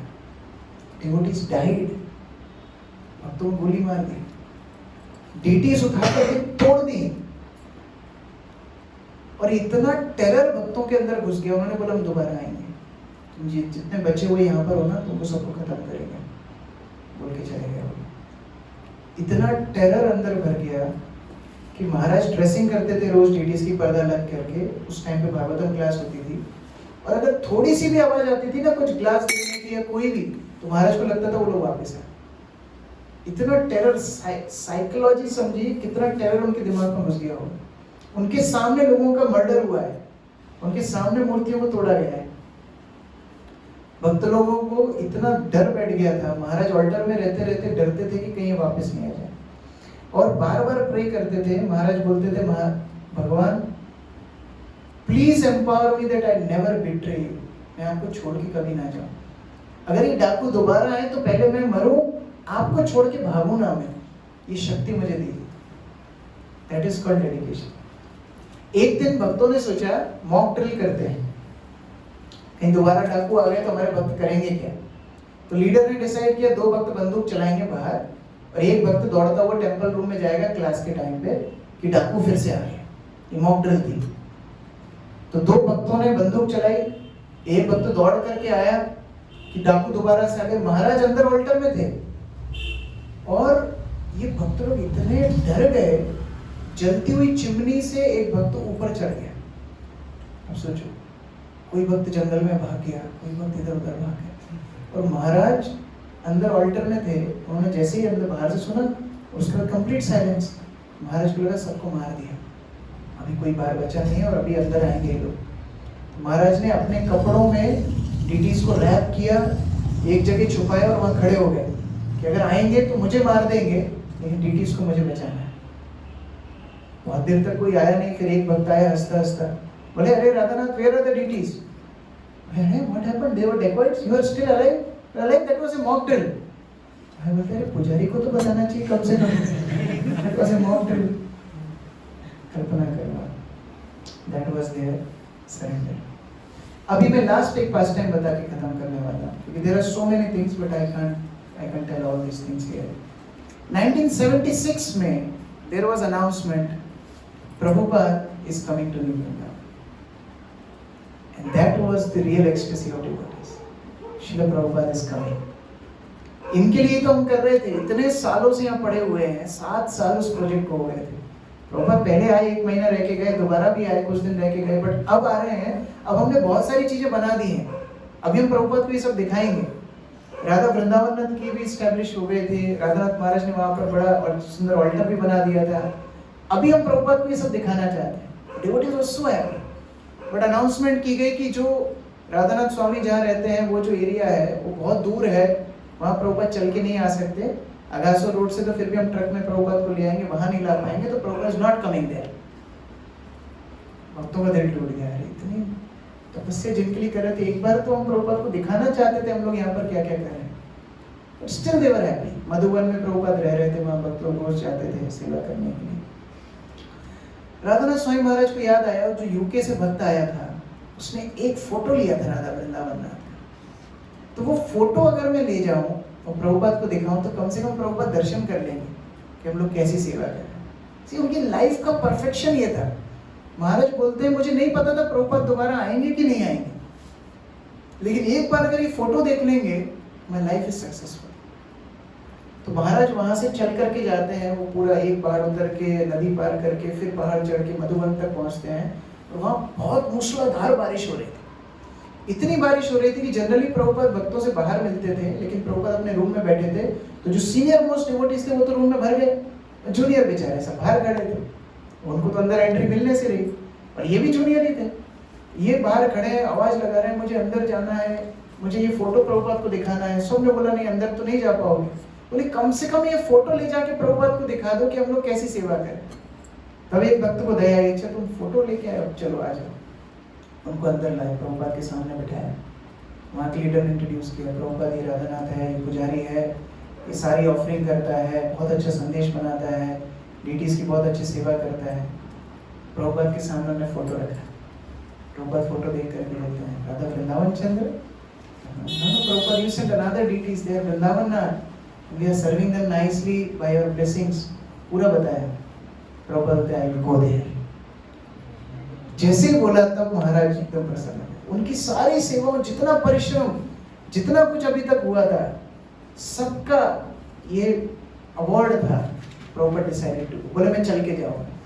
फिर एक हैवी ट्रक मंगवाया गया, बड़े बड़े पहियों का, जिससे 3/4 रास्ता प्रभुपाद कम से कम ट्रक में जाए। फिर 1/4 चल करके गए, वहां पहुंचे। और महाराज इतने एक्साइटेड थे, महाराज ने ऑल्टर सजाया, डीटी सजाई, सारा अरेंजमेंट किया, जो कुछ उनके पास था। वहीं व्यासासन था, टूटा था, महाराज ने कार्डबोर्ड काटा, उसको पेंट किया, टेप से चिपकाया, पूरा व्यासासन रेडी किया। Prabhupada is coming.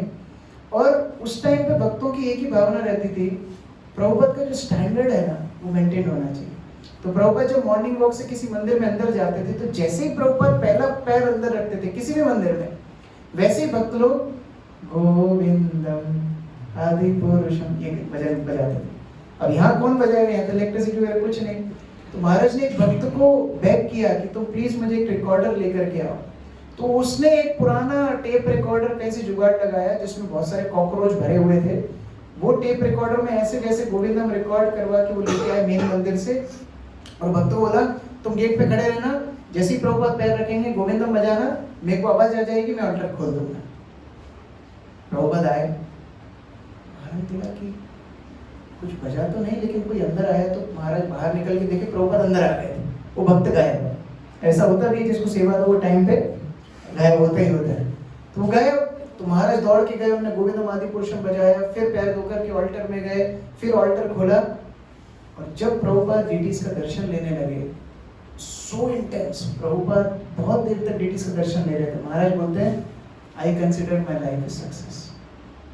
मेरे जीवन की सफलता थी, प्रभुपाद ने डीटीज को एक बार देख लिया। जिन डीटीज के लिए मैं रात भर नहीं सो रहा हूँ, जिन डीटीज के लिए मैं इतना कठिन परिश्रम कर रहा हूँ, जिन डीटीज के लिए इतनी ऑस्टेरिटी सब कर रहे हैं, प्रभुपाद ने एक बार देख लिया ना, बस माय लाइफ इज सक्सेस। अभी मैं मर भी गया यहाँ पर तो कोई दिक्कत नहीं, मेरे लिए सब सक्सेसफुल है। तो प्रभुपाद ने बोला आई गिव क्लास है। प्रभुपाद क्लास देने के लिए बैठ गए। प्रभुपाद देख पा रहे थे कितनी बैरन जगह है, कितनी ऑस्टेरिटीज है। प्रभुपाद क्लास देने के लिए बैठे।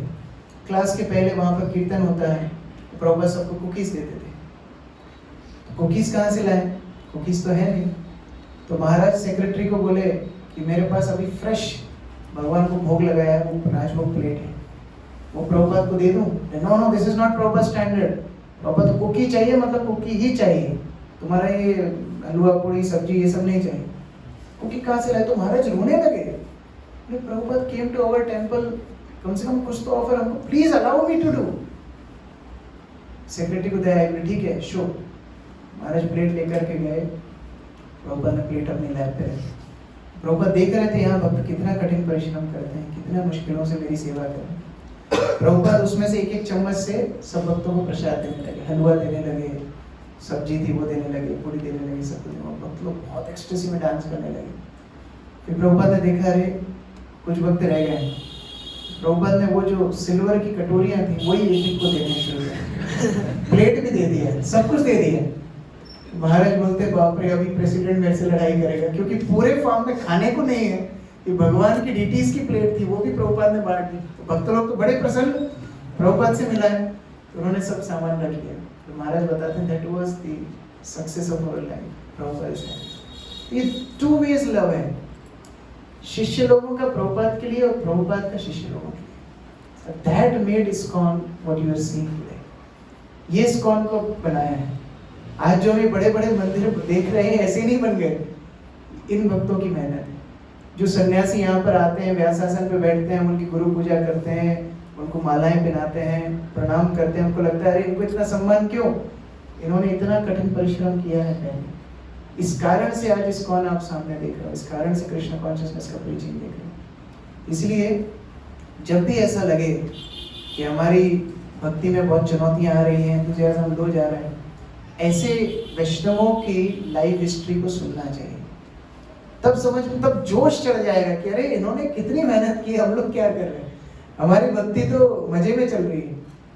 But if you can do little austerity in Krishna consciousness, then we will also get the same experience, same realization जो आज भक्तों को मिल रहा है। इसलिए आप देखो, अब राधानाथ महाराज अब प्रवचन देते हैं, क्यों इतने लोगों के हार्ट्स को टच करता है?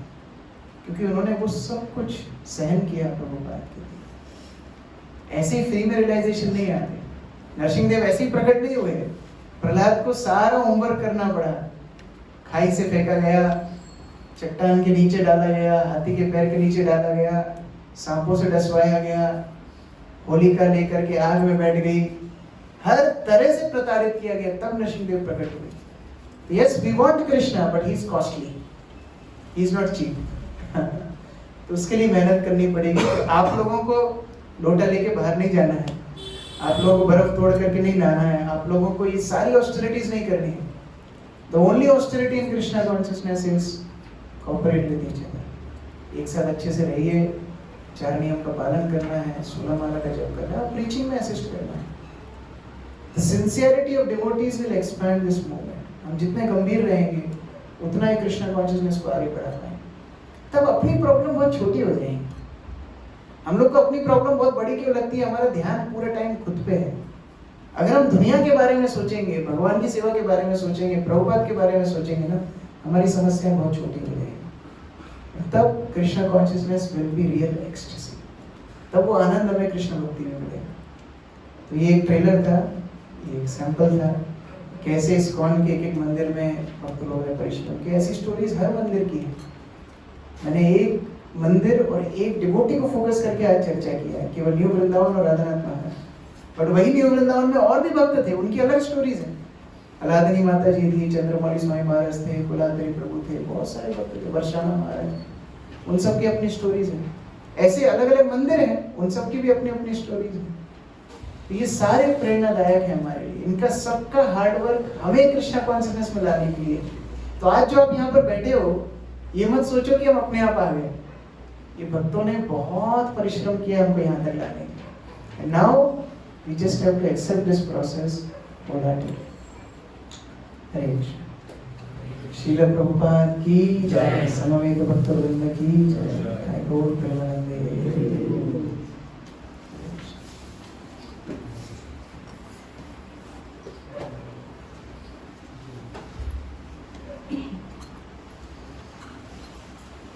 सॉरी, मैं प्रिपेयर करके बहुत कुछ आया था।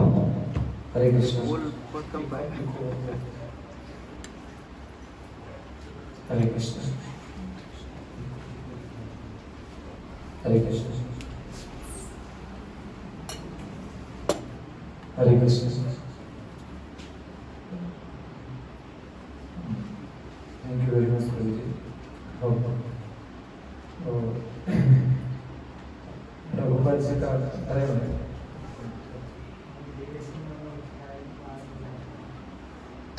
कृष्ण। हरे कृष्ण।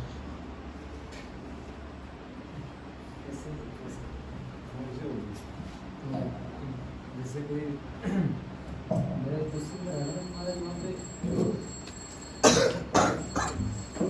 राधा महाराज वहाँ पे कितने समय रहे हैं? वो एक क्वेश्चन था। और भी प्रश्न है प्रभुपाद जी का महाराज वहाँ पर लगभग 20 साल रहे सेवा करने, लगभग 18 से 20 साल। ये कम्युनिटीज को डेवलप करने में कितना समय वो जो अगलासपुर रास्ता था उसको एक अभी तो वहाँ पक्का रोड है, वो एक रोड बनाने में भक्तों ने मेहनत की। वहाँ कोई इंजीनियर, कोई कंस्ट्रक्शन वर्कर, कोई लेबर नहीं है। भक्त लोगों ने रोड बनाया, भक्तों ने डामर डाला। अभी वहाँ पर जो कुछ है सब भक्तों ने बनाया। वहाँ पर अभी वृंदावन चंद्र का बहुत सुंदर मंदिर है, जगन्नाथ बलदेव सुभद्रा है, श्रीनाथ जी हैं, गौरनिताई है, षड गोस्वामी के विग्रह हैं, नरसिंह प्रहलाद के विग्रह हैं। वहाँ पर प्रभुपाद का पैलेस है, वहाँ पर राधा कुंड, श्याम कुंड, गोवर्धन, राधा गोपीनाथ का मंदिर है। ये सारी, और वहाँ पर लगभग 150 से 200 मकान हैं जहाँ भक्त लोग रहते हैं। वो सब हाथ से बनाए हैं। ब्रह्मचारी आश्रम है, ब्रह्मचारिणी आश्रम है, गेस्ट हाउस है, सब कुछ है। वहाँ पर एक इतना बड़ा तालाब है कि मतलब यहाँ के 10-20 घर मिलाकर भी छोटा ही होगा, बहुत बड़ा ही है। वो भक्तों ने खोद करके बनाया जिससे पानी की कमी ना पड़े। सारे काम भक्तों ने किए। मेरा प्रश्न था कि जिससे आप ऑपरेशन का बात देखिए तो उस समय की जो महाराज की तपस्या है, मुझे लग रहा है कि सामान्य व्यक्ति तो ये तो कर ही नहीं सकता, और सोचना भी कितना मुश्किल है। लेकिन लिटिल ऑपरेशन करने के लिए भी इतना मुश्किल होता है। तो जैसे आप बताएं तो वो हमारी समस्या, मेरी समस्या छोटी हो गई होगी, मतलब वो नज़र नहीं जा रही होगी उसके ऊपर। तो जैसे ही हम जाते हैं या फिर पूरा ही भूल जाते हैं तो कंटिन्यूसली बहुत बड़ा गैप आ जाता है, एक इंस्पिरेशन का गैप हो जाता है। और इस पर क्लास तो मुझे नहीं लगता कि मैं 4 महीने 5 महीने से सुना हूँ। मैं तो पूरा इमोशनल हो गया कि महाराज इतना मेहनत किए हैं। और प्रभुपाद जी को जस्ट वो बताने के लिए कि मंदिर हम आपके लिए प्रभुपाद जी को शो करना चाह रहे थे कि आप एक बार आ जाइए। तो किसी भावना को कंटिन्यूसली मेंटेन करके रखें, क्योंकि अभी प्रभुपाद जी भी नहीं है, इस प्रकार क्लासेस और मतलब वो नहीं हो रहा है। खुद से जब हम सुनते हैं तो उतना हमको अपने आप को पूछना होगा, जो मैं शुरू में क्लास में बता रहा था, हम कृष्णा कॉन्शियसनेस में हैं क्यों हैं हम, क्यों आए हम यहाँ? कृष्ण को हम प्राप्त करना चाहते हैं कि नहीं? भक्ति में हम आगे बढ़ना चाहते हैं कि नहीं? अगर वास्तव में हमारा लक्ष्य क्लियर होगा तो हम स्पीड से उसकी तरफ आगे बढ़ेंगे। जब गोल ही हेजी होता है तो फिर स्पीड नहीं आती। मान लो आप गाड़ी चला रहे हो और कोहरा है तो 20 से ज़्यादा गाड़ी चला ही नहीं सकते, 15 से ज़्यादा गाड़ी चला ही नहीं सकते। तो हमारी भक्ति में अभी क्या है, कृष्णा को हम सभी कृष्णा कॉन्शियसनेस में आए हैं, गोल ही क्लियर नहीं, गोल ही गोल है। अभी आ गए, बोल दिया, रहने लगे, खाने लगे, पढ़ने लगे, उठने लगे, सोने लगे, ठीक है, धोती कुर्ता ही पहनना सीख गए, तिलक भी लगाना सीख गए, लेकिन गोल क्या है? Goal is to get Krishna, goal is to get out of this world. और वो कैसे होगा? यस्य प्रसादात् भगवत् प्रसाद। इसीलिए व्यक्ति इंस्पिरेशन से फिर मूवमेंट की सर्विस करता है, फिर वो प्रचार करता है, फिर वो कभी रुकेगा नहीं। लेकिन क्योंकि हमारा गोल हेजी हो जाता है तो फिर छोटी मोटी लड़ाइयाँ होने लगती हैं, फिर नॉन कॉपरेशन हो जाता है, फिर हम क्रांतिकारी बन जाते हैं, फिर हमें कृष्ण नहीं मिलते। इसलिए बार बार ये चीज़ों को श्रवण करना चाहिए, बार बार ऐसे भक्तों से संगति करना चाहिए जो हमको हमारे गोल को स्मरण कराए, तब जाकर के हमारे लक्ष्य को हम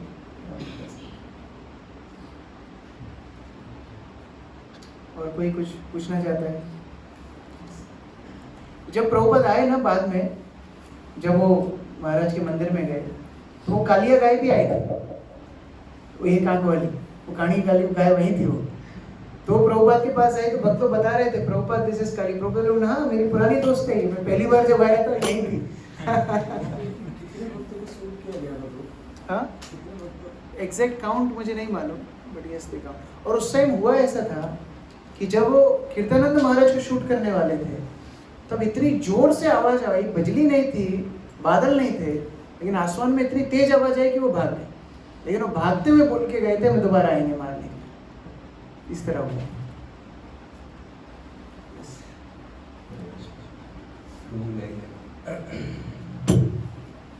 We saw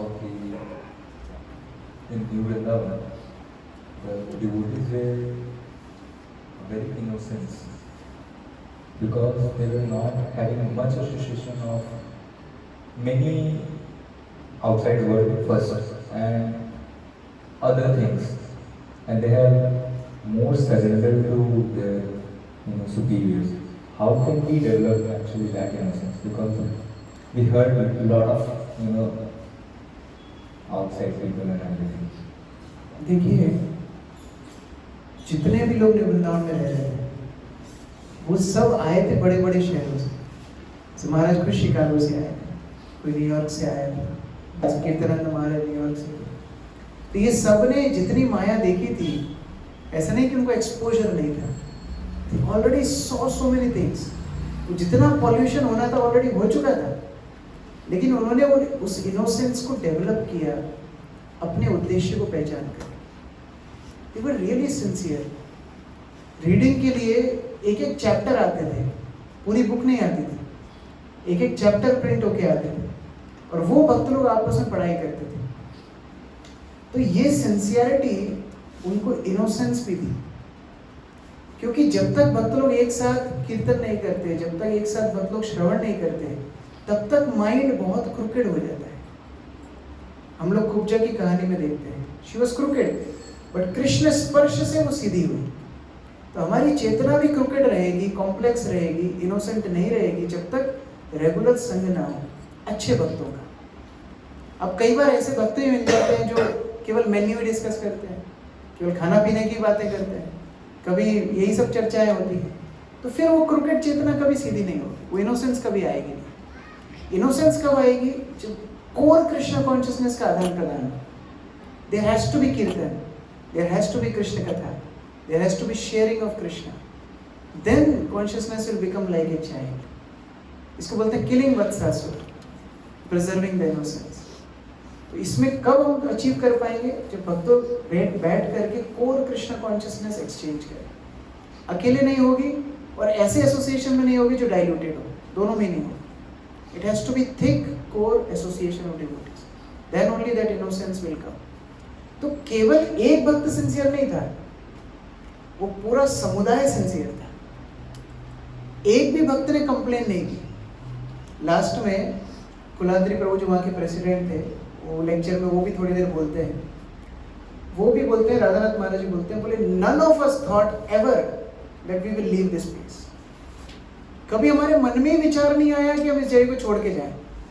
हमारे दिन में कितनी बार विचार आता है, अरे झंझट, अरे समस्या, अरे चैंटिंग, अरे रीडिंग, अरे एसोसिएशन। एक बार मन में भी नहीं आया कि हम इस जगह को छोड़ करके जाएं। फिर कुलाद्री प्रभु को पूछा गया कि आप तो प्रेसिडेंट थे, what was the most difficult project? सबसे डिफिकल्ट प्रोजेक्ट कौन सा था? इतने सालों 20, 25, 30 साल आप प्रेसिडेंट रहे, इतना कुछ आपने देखा, सबसे डिफिकल्ट प्रोजेक्ट क्या था? पता है उन्हें आंसर क्या दिया? To become Krishna conscious is it सबसे डिफिकल्ट प्रोजेक्ट। सब हम कर रहे थे उसी के लिए, और बोले आज तक मैं कृष्णा कॉन्शियस नहीं हो पाया, ये मेरा दुख है। That was their sincerity. तो इनोसेंस आई कैसे? क्योंकि पूरा समुदाय मिलके एक साथ कृष्ण कथा करता था, एक साथ सेवा करता था, एक साथ संकीर्तन करता था, and that unity brought pure desire to serve Shrila Prabhupada. एक दूसरे को देख के ही तो इंस्पिरेशन मिलती है।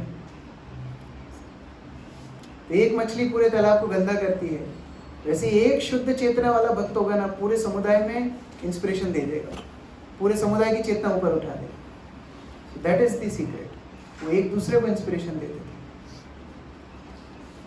ये वहाँ पे 3 घंटा वाला जो कीर्तन था और ये पूरा जो महाराज ने कई सालों तक किया, 1-2 साल नहीं, कई सालों तक किया। जिस दिन प्रभुपाद का डिपार्चर हुआ उस दिन सब भक्त लोग वृंदावन से निकल रहे थे, न्यू वृंदावन से इंडिया जाने के लिए। महाराज उस दिन भी कीर्तन कर रहे थे बल्ब के नीचे बैठे। तो मुझे मेरे लीडर ने बोला ये सेवा करने, यही प्रभुपाद की मिली सेवा। That night also he was singing full night.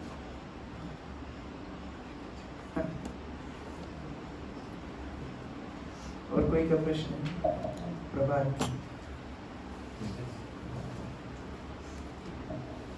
हरे कृष्ण गुरु। हमारे 2 प्रश्न थे। पहला ये कि जो श्री श्रीला प्रभुपाद जी थे, तो जैसे आपने बताया कि उनके इतने सारे भक्त थे, उनके अंदर इतनी अधिक सिंसियरिटी थी और इतना अधिक वो प्रभुपाद जी के प्रति इतना लगाव था, अपने उनको इतना मानते थे कि वो सारी प्राकृतिक भौतिक समस्या को झेलते हुए उनके लिए इतना सब कुछ कर रहे थे कि जो हमारे लिए सोच पाना भी इतना इम्पॉसिबल है। तो जो उनके भक्तों के अंदर इतनी सिंसियरिटी आई, वो प्रभुपाद जी के अंदर कहाँ से आई? क्या वो भारत में ऐसा उन्होंने सीखा था या उनके अंदर पहले से आया हुआ था? देखिए, श्रील प्रभुपाद ने एक लाइन पढ़ी भगवद गीता में, जो 2.41 शायद श्लोक है, व्यवसाय में क्या 2.41, वो श्लोक की कमेंट्री में प्रभुपाद ने एक लाइन पढ़ी कि शिष्य को गुरु के आदेश पालन करने के लिए अपना जीवन दे देना चाहिए।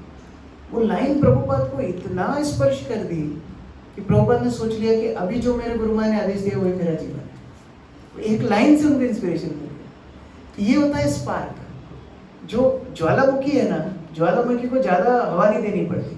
चिंगारी को हवा दे के जिंदा रखना पड़ता है। ज्वालामुखी को एक पत्थर भी डाला ना, उबल करके बाहर आएगा। उसी तरह ये शुद्ध भक्त हैं, ज्वालामुखी जैसे। एक लाइन पड़ी, ज्वाला जागृत होगी, मैं गुरु के लिए पूरा जीवन दे दूँ। लेकिन इसका बेनिफिट क्या होता है?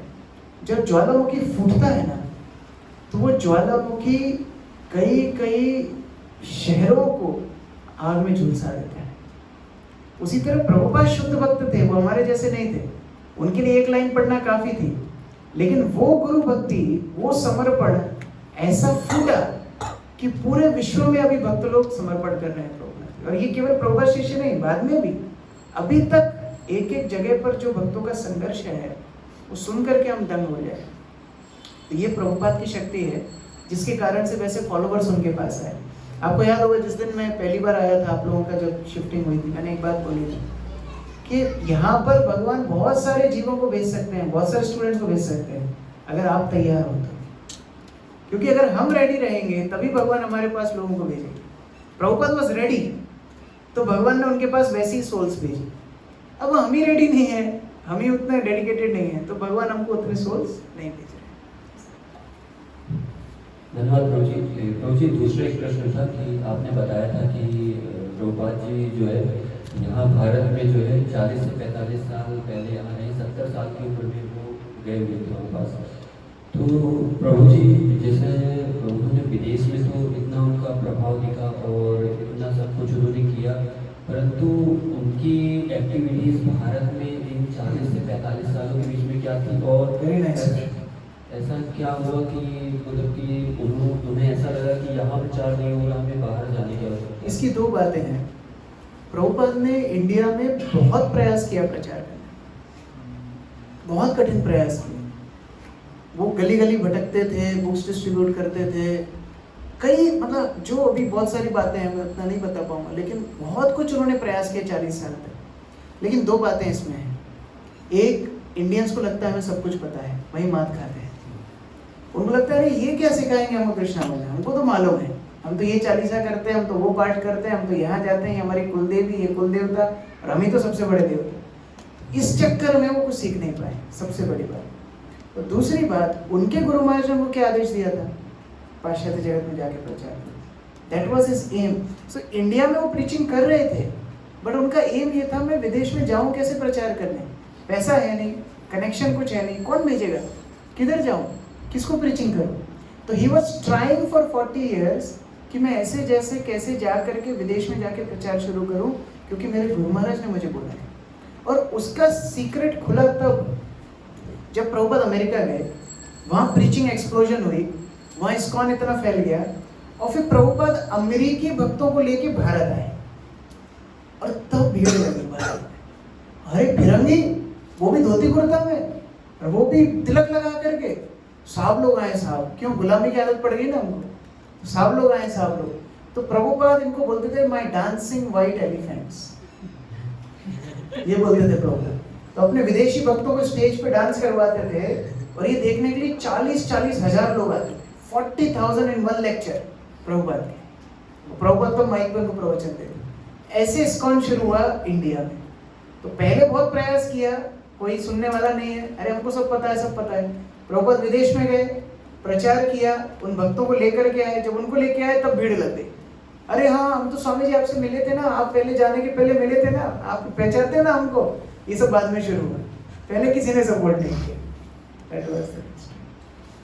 जी एक और प्रश्न था, जैसे आपने अभी जो सीरीज चल रही है प्रभुपाद जी की फिल्म चल रही है, तो उसमें हमने देखा है कि उनका विवाह हुआ है और विवाह में जैसे उनके बालक भी थे, तो उनके गृहस्थ जीवन के बारे में भी चल रहा है उसमें, और अभी आगे का नहीं है। तो उनके जो वंशज हैं, जो उनके बालक थे, तो क्या अभी वो भी इस कॉन्शियस के वो सब लोग हैं, वो लोग फॉलो भी करते हैं जितना उनको प्रभुपाद ने सिखाया होगा। लेकिन प्रभुपाद बोलते थे मेरे रियल बच्चे हैं मेरे डिसाइपल्स, क्योंकि इन्होंने मेरे आंदोलन को आगे बढ़ाया। तो ये प्रभुपाद की ऑनेस्टी देखो, इतनी बड़ी संस्था प्रभुपाद ने अपने बच्चों को नहीं दी। प्रभुपाद ने बोला जो मेरे फॉलोअर्स होंगे वो इसको मैनेज करें। तो वो लोग हैं, अपना हरिनाम वगैरह करते हैं, चैंटिंग वगैरह करते हैं, लेकिन प्रभुपाद ने बोला मेरे डिसाइपल्स मेरे रियल बच्चे हैं, ये लोग ने मेरे लिए त्याग किया है, ये लोग मेरी संस्था को आगे बढ़ाए। That was his motive.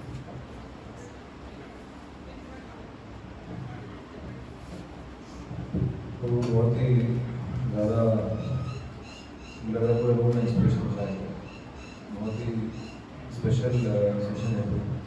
और मुझे ऐसा भी लग रहा है कि अगर इस टाइम पर अगर एसोसिएशन मिलता रहे, ऐसा श्रवण होता रहे, ऐसा कीर्तन होता रहे, तो इतने भी जन्म हो कोई दिक्कत नहीं होती, बस ये मिलता है। मुझे एक चीज़ ये भी लगता है कि ऐसा भी कभी कोई कंडीशन आता है कि हम कंफर्ट जोन को छोड़ ही नहीं पाते। और मैं देखता हूँ कि कोई अपने कमरे में रह रहा है, वो अपने टेबल से आ सकता है, वो अपने बिस्तर से आ सकता है, वो ये छोड़ के मुझे जाना नहीं रहा है, वो उसको बिना पहले से खाना अच्छा लगता है, प्यारे से मुझे मिल रहा है, मुझे वो जाना अच्छा लगता है। और मैं ये समझना चाह रहा हूँ कि हमें कैसे है हमारे अंदर वो कंफर्ट जोन से कब निकल के बड़ी दुनिया है जो हमको पता ही नहीं, हम एक छोटे से कुएं में मेंढक बन के रहते हैं, हमको पता नहीं दुनिया में क्या है, भगवान हमें क्या दे सकते हैं, हमको वो आइडिया ही नहीं है। और हम यहाँ पे प्रोग्राम से नहीं आते हैं जानने के लिए। 20-20, 25-25 साल के लड़कों ने मंदिर खोल दिए अलग अलग कंट्रीज में जाकर। इसलिए आपको बोला था मैं, तो एक मंदिर की एक भक्त की कहानी आपको आज सुनाया हूँ। कई भक्त हैं जिन्होंने कितना अचीव प्रभुपाद के लिए कर दिया, हम लोग अपने कोचे में बैठे हैं, इतना ही हमारे लिए सफिशिएंट है। इसलिए श्रवण करना चाहिए, भक्तों का संगति लेना चाहिए। They will broaden your consciousness कि कितनी बड़ी दुनिया है, what all you can achieve. आपके पास जो अभी एनर्जी है ना, आप दुनिया में बहुत कुछ कर सकते हो। और मैं मोटिवेशनल स्पीकर जैसे नहीं बोल रहा हूँ, हाँ यू कैन डू और ये और वो, फिर वो जाके सो जाए, ऐसा नहीं बोल रहा हूँ। मैं जो ये आपको बात बोल रहा हूँ वो कृष्णा कॉन्शियस पर्सपेक्टिव से बोल रहा हूँ, क्योंकि डिवोटीज ने अचीव किया है और इसी के लिए तो हमारी संस्था है। हमारा मोटो क्या है? Every town and village. छोटी मोटा मोटो नहीं है हमारा, पूरी दुनिया पे कब्जा करना हमारा मोटो है। So much work is pending. We should be completely convinced कि Krishna consciousness movement is the best thing in the world. तब जाकर के हमको ये भगवान अवसर देंगे कि हम और सेवाओं में आगे बढ़ पाएं। तो हमेशा बड़ा सोचो। प्रभुपाद बोलते थे मेरी एक बीमारी है, मैं छोटा नहीं सोच सकता, हमेशा बड़ा सोचता हूँ, ये मेरी बीमारी। तो वो बीमारी हमको भी लेना चाहिए Prabhupada. Think big, do big, then Prabhupada will help you.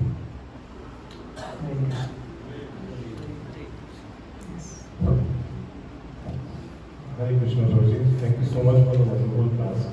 प्रभु जी मेरा प्रश्न ये है कि जैसे हमने देखा प्रभुपाद जी फियरलेस एटीट्यूड, कि प्रभुपाद जी फियरलेस होके सिर्फ 40 रुपये लेके अमेरिका में चले गए, देन इतना बड़ा प्रचार कर दिया।